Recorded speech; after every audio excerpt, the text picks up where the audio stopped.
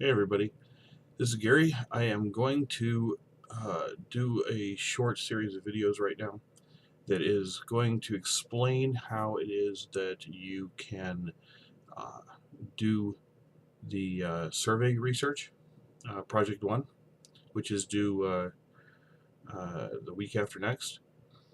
And what I'm going to do is I'm just going to kind of walk through the walkthrough.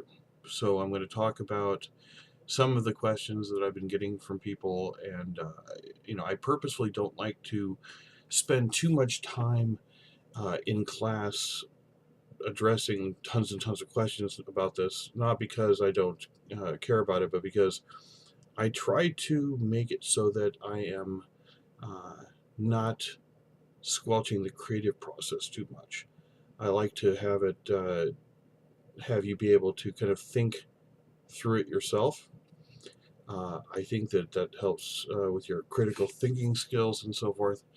And so I want you to be able to do the kind of the critical analysis involved. Okay, so I'm going to, first of all, the first couple of topics I have here, I've got on my screen over here, I brought up my survey research cheat sheet. You'll find all the stuff for Project 1 on Blackboard in the under the content tab. You click on that, and then it'll have a folder that says survey 1 and 2, or projects 1 and 2, rather, sorry, projects 1 and 2. And it will show in there, it'll have two subfolders. It has one file that's just kind of a generic overview of the topics which you can look at. And then it's got under Project 1, this is what we're going to be addressing tonight, and that is looking at what you have to do for the survey.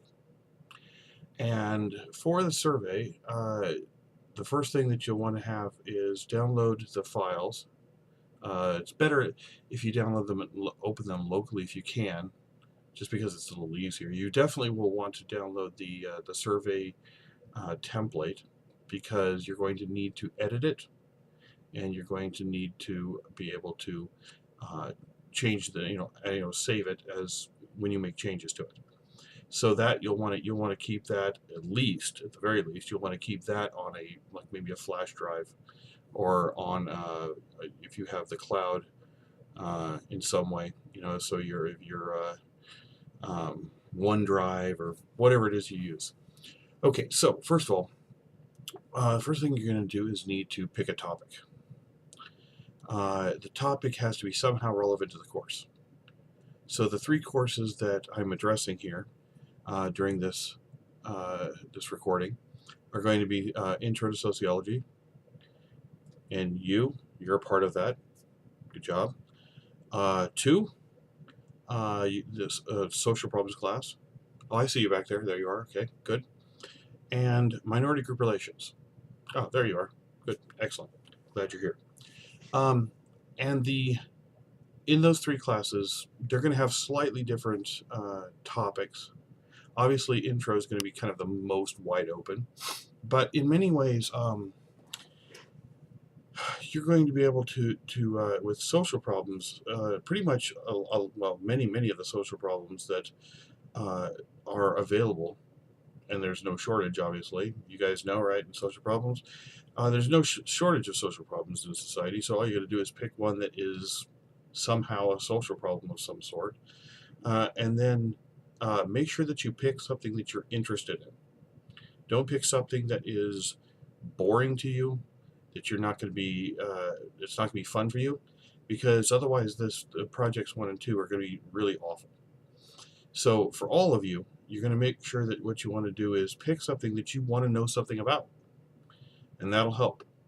It'll make the process more fun, and you'll actually want to know about the topic that you're picking. So obviously, anything that's going to be in social problems will fit into intro. Also, anything that is in minority group relations will fit into intro. I think the one that's probably going to be the most constrained in terms of topics will be minority group relations, just because it is about some very specific topics. But even then, it's very wide open. I mean, you could talk about anything. Many of my minority group relations students are in criminal justice, so maybe you want to pick something that is of interest to you that's related to criminal justice. So maybe you want to look at people people's opinions about police brutality and race. It could be a topic that you might want to be interested in. There's obviously a lot of discussion about things like issues around immigration and the question of legal immigration and illegal immigration or undocumented immigration, what to do about it, uh, all kinds of things. There's issues now around, thanks to some of our candidates, we have issues around questions of immigration having to do with Muslim Americans or Muslims entering into the country, things like that.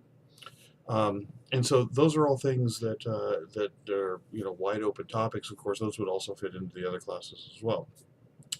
So pick a topic, make sure it's of interest to you. Then what you're going to do is download the survey template. You can just download it and save it as the name it is initially. You don't have to necessarily name it then.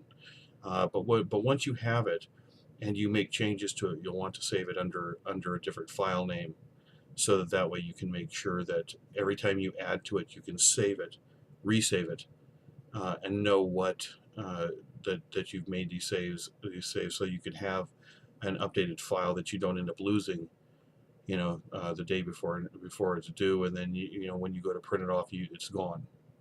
Uh, for those of you who use the cloud, that's obviously very helpful to have it there, because you can access it from anywhere. It's not if you put it on a flash drive, it's great. A lot of students do that, and they carry the flash drive with them. What happens if you do it at home and you forget it? The day it's due, you're going to print it off. Not a great strategy, by the way. But regardless, so you do it, and you're going to go print it off right before class and bring it to class, and you reach into your bag and you realize you left your flash drive at home, and then you're going to come to me and say, "Hey, Carrie, and you're going to tell me the whole sob story." If you use for those of you who use the cloud of some sort, whether it's Dropbox, or which, by the way, you can get Dropbox for free, and that would be enough room for you to be able to save a lot of your files on. That is very useful, because then you can access it from anywhere that there's web, and so you won't lose it, obviously. Okay, so that is the end of this first one. What I'm going to do next is we're going to talk about what what you're going to be doing next once you start creating some ideas. All right, be right back.